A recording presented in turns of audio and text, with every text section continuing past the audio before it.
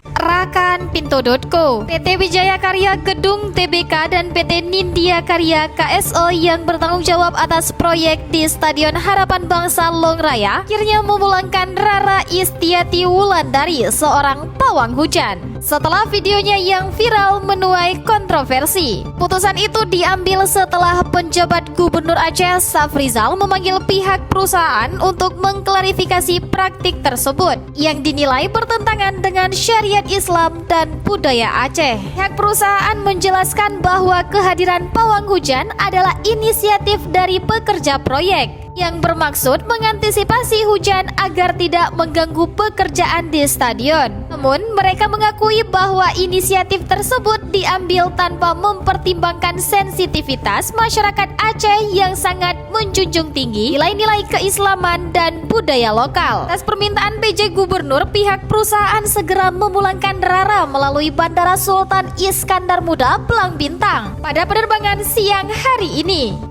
Mau tahu berita terupdate tentang Aceh? Baca berita selengkapnya di Pinto.co.